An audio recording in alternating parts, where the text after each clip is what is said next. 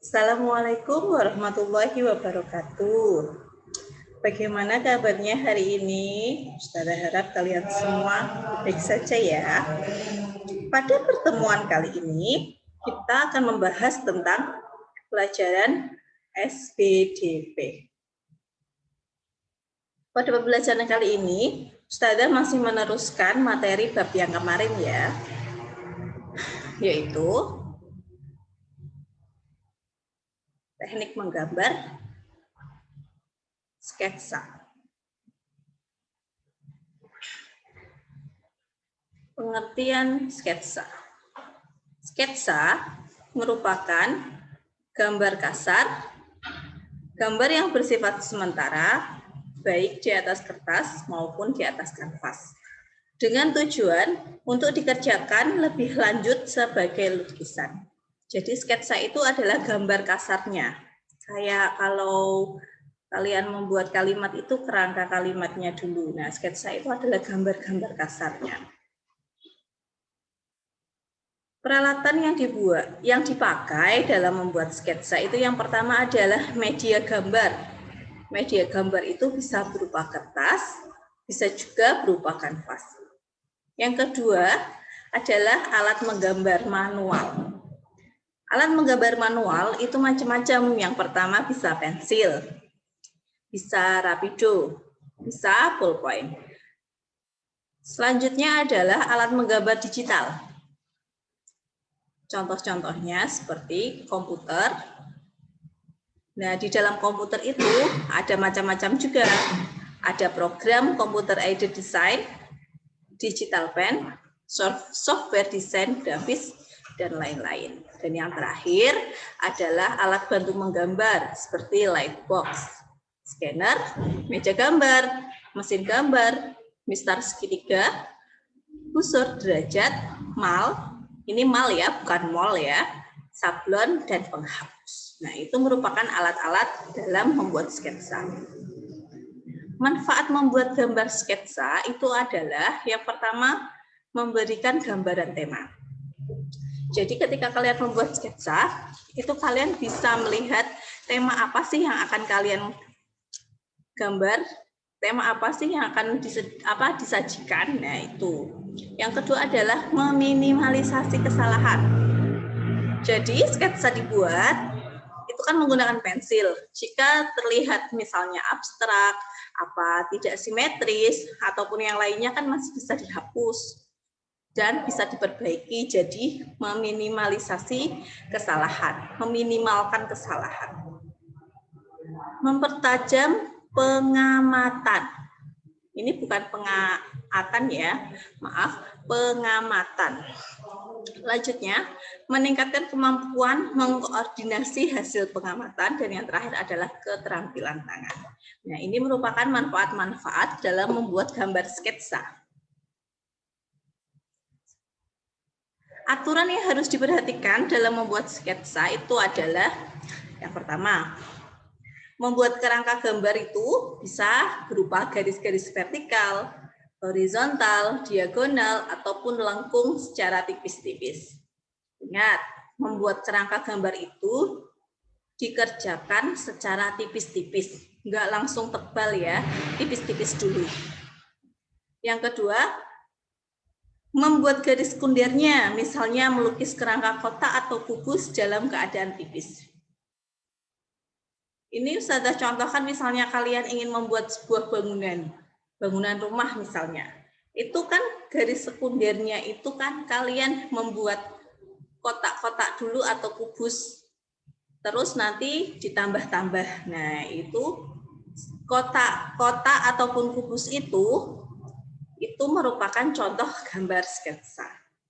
3, menebalkan garis-garis sketsa. Jika sketsa sudah selesai dan menurut kalian itu sudah fix untuk dibuat gambar, bisa ditebalkan garis-garis sketsa tersebut.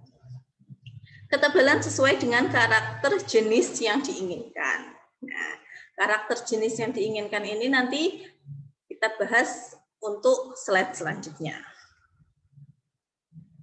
Nah, hal penting yang perlu diperhatikan dalam menggambar bentuk. Yang pertama adalah perspektif. Gambar harus sesuai dengan keadaan sebenarnya. Gambar yang dekat kelihatan besar dan sebaliknya.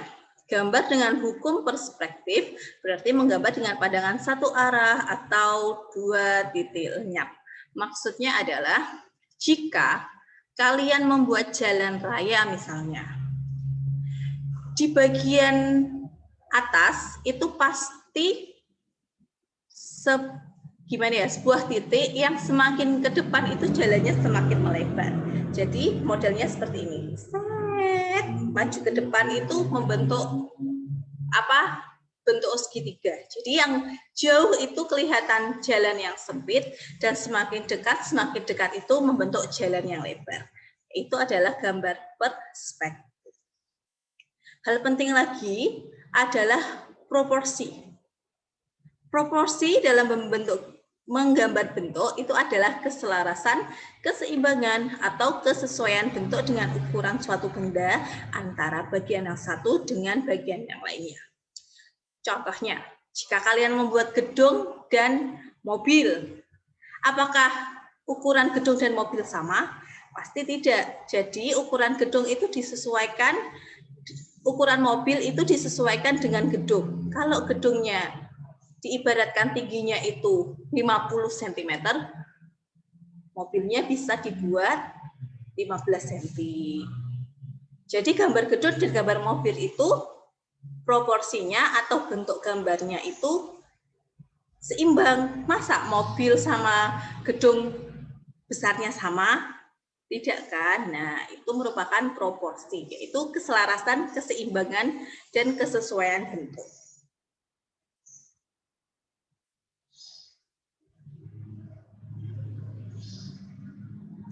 Komposisi.